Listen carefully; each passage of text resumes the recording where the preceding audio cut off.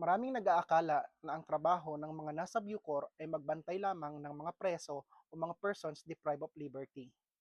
Hindi nila alam na sa Republic Act 10575, ang tunay na layunin ng Bureau of Corrections ay baguhin ang mga persons deprived of liberty o mga preso at hindi lamang sila parusahan sa loob ng kulungan.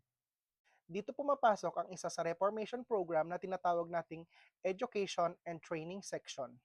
Ang Education and Training Section ang humahawak sa mga programang pangpormal at di-formal na edukasyon sa loob ng piitan. Ito ay kinabibilangan ng alternative learning system, formal education, informal education, skills trainings, technical and vocational courses, and values formation. Ano ang layunin ng Education and Training Section? Layunin nito na turuan, hubugin at ihanda ang Persons Deprived of Liberty or PDL para kapag sila'y nakalaya, may kaalaman, kakayahan, at tamang asal kapag naibalik na sila sa malayang lipunan.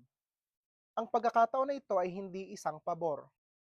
Mandato ito ng batas na nasa ilalim ng Republic Act 10575 na nagsasabing ang rehabilitasyon ay isa sa core function ng Bureau of Corrections at ang isa sa pinakapuso ng reformation program na ito ay ang pagkakaroon ng education and training sections. Ito ay isa sa pinakamabisang paraan upang mapababa ang krimen. Kaya ang education and training section ay hindi isang palamuti sa Bureau of Corrections. Ito ay sistema ng pagbabago at patunay na ang kulungan ay hindi katapusan kundi isang pasimula sa isang makabuluhang kinabukasan.